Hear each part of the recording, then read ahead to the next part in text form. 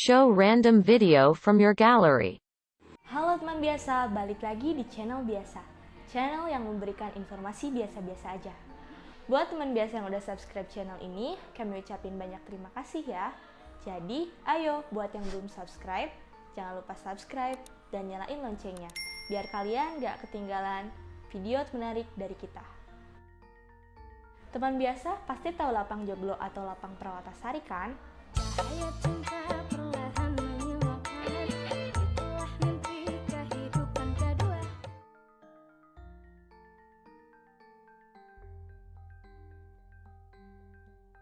Tapi, tahu nggak sih sejarah kenapa dinamain lapang Perawatasari?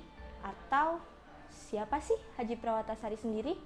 Oke, jadi rubrik di balik nama kali ini akan membahas mengenai Raden Ali Perawatasari.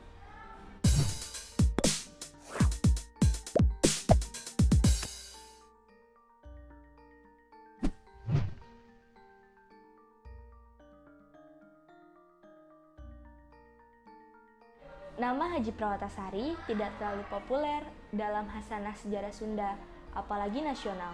Padahal, perannya dalam sejarah Sunda dan nasional sangatlah penting. Selain menjadi pemimpin perjuangan rakyat Priangan, pada awal masa kolonialisme VOC, Haji Perawatasari bisa jadi merupakan pelopor perlawanan terhadap penjajah Nusantara. Raden Ali Perawatasari atau yang dikenal Haji Perawatasari hidup di akhir abad ke-17. Hingga kini, belum ada informasi yang jelas mengenai jati diri Perawatasari. Apakah ia keturunan dalam Cikundul Cianjur, keturunan Raja Panjalu Ciamis, Kerajaan Sumedang Larang, atau keturunan Raja Jampang Manggung. Namun, ada satu hikayat yang cukup logis dan bisa ditelusuri mengenai asal-muasal Aruhun dari Haji Perawatasari. Dia masih keturunan dalam Cikundul yang merupakan Bupati pertama Cianjur, yakni Arya Wiratanu I. Perawatasari merupakan putra tunggal Arya Wiratanu I alias dalam Cikundul dengan istri keduanya, Dewi Amitri, putri patih kerajaan Jampang Manggung. Perlawanan Haji Perawatasari dimulai saat VOC memaksa masyarakat Jampang untuk mencari belerang di Gunung Gede dengan jumlah yang sangat besar dan beban tanam paksa pohon tarum oleh pemerintah Belanda. Pemberontakan Perawatasari kepada Belanda terjadi pada tahun 1703 hingga 1706. Selama Maret 1703, kerusuhan kerap terjadi di Cianjur itu, disebabkan oleh Laskar Perawatasari yang selalu datang tiba-tiba dan menghilang begitu saja. Bahkan, bukan hanya di Cianjur, Bogor dan pinggiran Batavia pun menjadi sasaran. Pada tahun 1704, dia kembali muncul dengan 3.000 gerilyawan yang menjadi pengikutnya. Dengan kekuatan yang hampir satu resimen tersebut, Haji Perawatasari berhasil mengepung Sumedang dan nyaris menghancurkan kota itu. Hingga Agustus 1700-an, tercatat 3 kali pasukan Haji Perawatasari berhasil mengalahkan pasukan kompeni. Situasi tersebut tentu saja menjadikan Gubernur Jenderal John van Hornbrand. Dia lantas mengeluarkan instruksi keras ditunjukkan kepada para bupati Priangan. Diwajibkan bagi seluruh bupati untuk mencegah masuknya penjahat atau perampok seperti Prawata serta semua musuh kompeni dan kerajaan Cirebon ke daerah masing-masing. Diwajibkan pula untuk menyerahkan mereka hidup atau mati kepada Pangeran Arya Cirebon atau penguasa kompeni di Cirebon. Jika tidak mengindahkan instruksi ini, maka para bupati akan dihukum atau dipecat. Perawatasari sadar bahwa seruan itu menempatkan dirinya ada dalam posisi berhadapan langsung dengan para penguasa Priangan termasuk kakaknya sendiri, yaitu Arya Wiratanu II. Perawatasari dan pasukannya kemudian menyingkir ke wilayah Kertanegara di Banyumas. Grup pemburu dari VOC pun bergegas menuju tempat yang sekarang masuk dalam wilayah Kabupaten Purbalingga tersebut.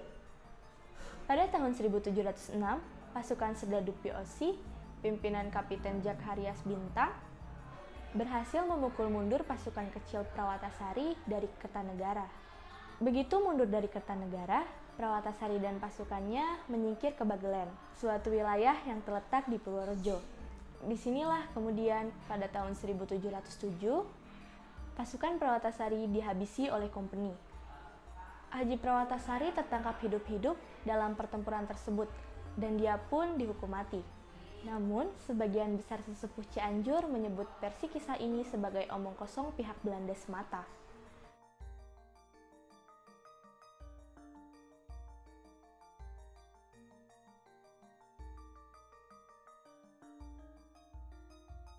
Menurut Aki Dadan, Haji Prawatasari tidak pernah dibawa hidup-hidup ke ibu kota Mataram tersebut. Para sesepuh Cianjur percaya bahwa saat diserang di Bagelen pada 12 Juli 1707, Haji Prawatasari memilih untuk melakukan pertarungan habis-habisan.